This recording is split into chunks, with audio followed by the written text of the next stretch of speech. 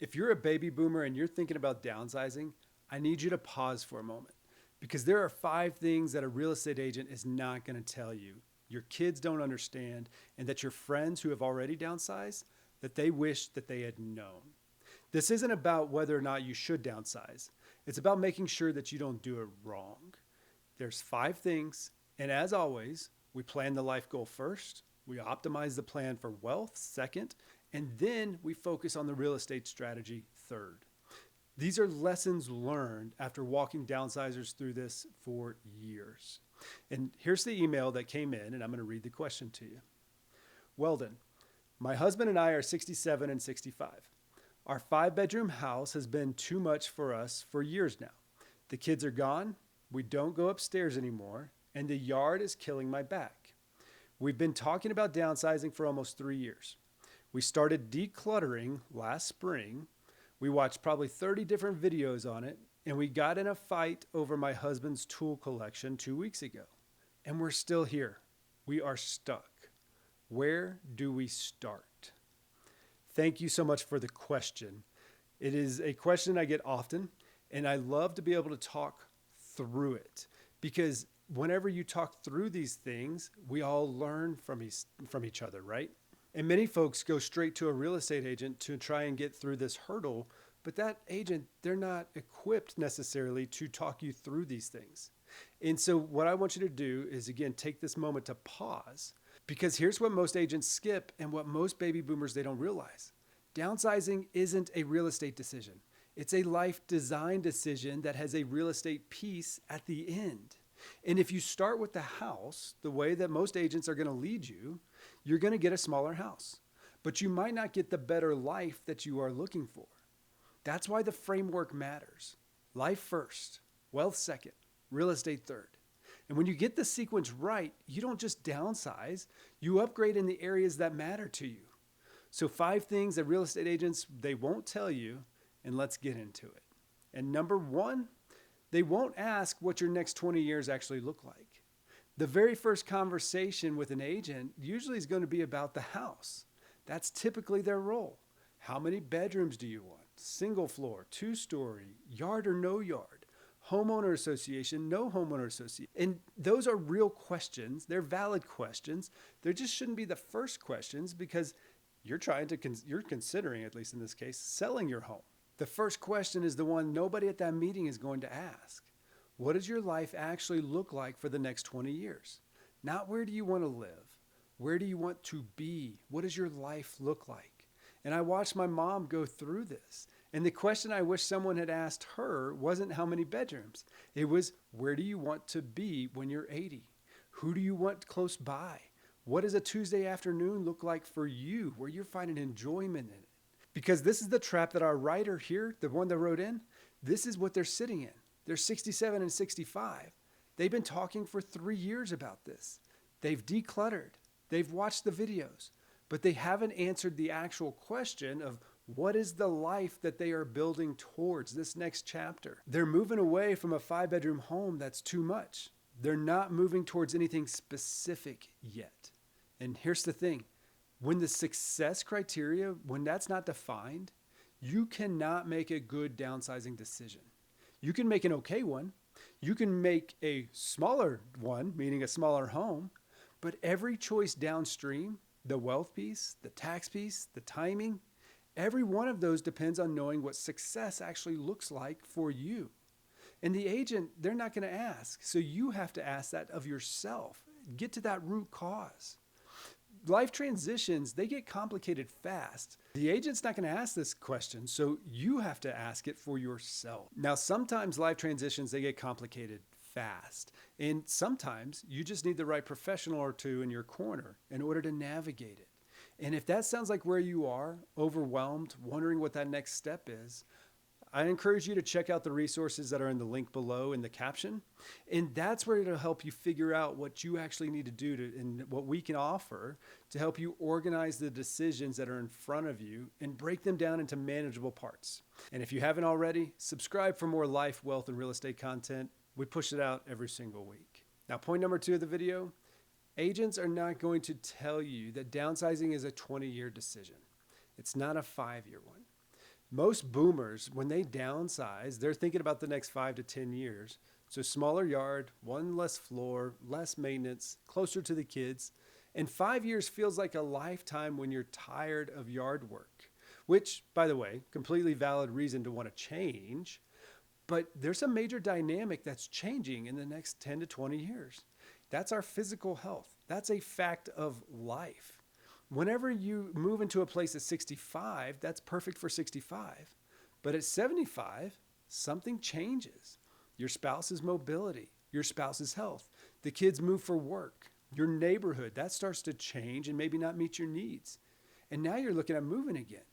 And now if you're old, 5 years older in this case, you have less energy, you have less margin for error. And I see this with families helping aging parents. Mom and dad, they downsize to be near the grandkids. Noble reason, right? That's a legacy reason. And 2 years later, the house they thought that they wanted to be in, that new place, it doesn't work. You've worked too hard in your life to go through this kind of costly misstep. So the question isn't just what do I want to do now for my downsize? It's where will I want to be when I'm 80? Who do I want within 15 minutes? What kind of access do I need to healthcare, to people, to the things that matter to me? That's a different conversation altogether, and it's going to change the entire calculus of the problem that you're trying to solve. Sometimes it means staying put longer in the current home that you're in, and sometimes that means move now while you have the energy. Either answer is fine. The thought of downsizing has crossed your mind, or else you wouldn't still be watching this video. So the only wrong answer here is not making a purposeful decision to either stay where you are or start making progress towards that next downsizing or right-sizing goal, however you want to define it. And this is point number 3, and that's agents, they're not going to run the proceeds math before you list the house. And yes, they're going to give you a net sheet, which you should anticipate receiving in your pocket. But I'm talking about a different kind of math, so stick with me. When that agent, when they walk through the house, they're going to give you a number. Again, they're going to give you that net proceeds number. What it's going to sell for, what you'll net after commissions, that's their job. And some of them, they're really good at it. Which, by the way, if you need a recommendation for a values-aligned real estate professional that's actually going to help you achieve your goals and use strategy, contact me and I'll have a recommendation for you no matter where you are in the country. But here's what they're not going to tell you, most agents that is, the proceeds. The proceeds need a job before the house gets listed. And what do I mean by that? It's where that money is going and what its purpose is going to be. Because I see this all the time. Somebody sells the home for $500,000. And then after commissions and closing costs, it nets $420,000. And they buy a smaller home for $350,000. That $70,000 that's left in their checking account, they've never had $70,000 in cash before. And within 18 months, half of it's gone. So perhaps they had to do some replacements on the new house to make it, customized or what they actually wanted. Maybe they're helping a kid, helping a grandkid. They take a trip, another trip. The proceeds that were supposed to fund or at least supplement the next 20 years, all of a sudden, again, half of it is just gone. So before you list, before you even talk to an agent, get a certified financial planner or a financial coach, get them in the room and have a meaningful conversation. Understand what that money, what it needs to do. Does it need to generate income? Does it need to cover health care? Does it need to replace a pension? Does it need to sit as a buffer because you never had an emergency fund before? Okay, fair enough. There's ways to put in, ways to protect that money so that way it lasts for the intended amount of time. The answer to this, that's what determines everything downstream, including how much house that you can comfortably buy and how much you should keep liquid. Most agents, they're not going to bring this up, not because they're hiding it, because it's not their job. It's somebody else's job, and nobody's coordinating the decision and what to do. In fact, it's actually your job, but it's something you haven't had to think about. We're making great progress here, so stay with me because the next 2 points, they're where the money actually moves. And we've talked about the life question. Now let's talk about why most boomers, why they leave 6 figures on the table when they downsize. So 2 more to go. And this is point number 4. So the real estate agent, they're not going to talk to you about the tax math. And the tax math, that can cost you six figures easily. So a couple of things that you need to know. If you've lived in your home as your primary residence for at least 2 out of the last 5 years, you can exclude up to $250,000 in capital gains if you're single. And then that changes to $500,000 if you're married filing jointly. That is huge. But if you've lived in the home for 35 years and you've watched it appreciate from $100,000 to now all of a sudden $800,000, you might owe taxes on the rest. Now stack that on top of the property tax portability. So some states, they let you carry your low property tax assessment with you whenever you downsize. And some of them don't. So California has Proposition 19. Florida has Save Our Homes portability. So most states, though, they don't have anything. So the same downsize move could cost you $1,000 a month in higher property tax or save you that, depending on where you go and what state you're in. And then there's the question of whether to sell now versus hold and let your heirs inherit it on a stepped up basis. Different scenario, different math, but it's worth thinking about if your kids are going to inherit something anyway. Here's the move. This is what you got to do. Get a CPA in the room before you list, not after. Go back to point number 3 as far as creating that plan, right? That's what we're trying to do. Not only the purpose for the money that you get, but how do you do this and optimize the wealth options that are at your disposal? So again, do this before, not after you list. A 1-hour CPA conversation can save you $50,000 or more in taxes easily. And the agent, they're not the CPA. They're not supposed to be. Now here's point number 5, and that is most agents, they're not going to tell you to sell on your timeline. They are motivated to list yesterday. Agents, they're paid on transactions. They make money when the house moves. That's not a knock, it's just the structure. But it means that their incentive is for you to list now. The real timing question, it's actually different. When does selling support your life plan, that life goal, and your wealth plan? Sometimes the answer is right now. There's a market window, the kids are settled, the new place is ready, the math works. Move, okay, no brainer. Sometimes the answer though is 2 years from now. Maybe you're still working part-time. Maybe you want to do one more big family Christmas in the house. Maybe you're waiting for your spouse to retire. Maybe the market in your destination city is too hot and you want it to cool down a little bit, or vice versa. All valid reasons to wait.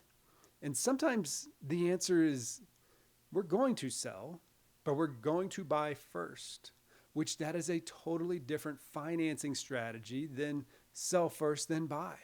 You have to explore your options. The agent's clock and your clock, they're not the same clock.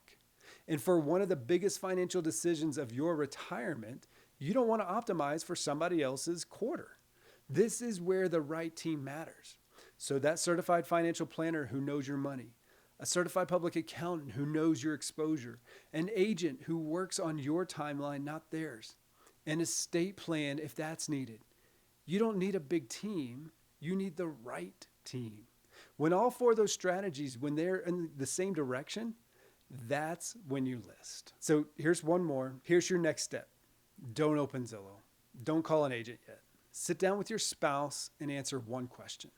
What does your next 20 years actually look like? Be specific.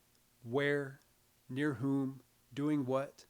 Not somewhere smaller, not closer to the kids. Where exactly? Near whom exactly? Doing what exactly? If you can answer that, the rest of this, it gets a lot easier. You now have a vision for what you're working towards. And if you can't answer it yet, that's okay. But that's where the work lies. That's what you need to do next. If you've got a big transition coming up, if you're considering downsizing, planning is the key to making all of this work. And if you need some help, let's talk. You can book a free call. Link, it's in the caption below. We also have other resources there that might be helpful. And if you book that call, we'll send you a short, simple exercise beforehand so that way you can hit the ground running and you kind of have your thoughts framed for how to make that time productive. That initial call doesn't cost anything. It's more of just how can we can help you and then point you in the right direction if that's what you need. We'll figure out together ultimately what you actually need and who you need it from. There's no substitute for someone who guides others through this every single day and that can help you see what you're not seeing. That's why you're here, and that's exactly what we do. I'm Weldon Hobbs, and when we're making big decisions, we start with your life goal, we optimize it for wealth, and then we focus on the real estate. Remember, good decisions, it starts with good information, and I'll see you in the next one.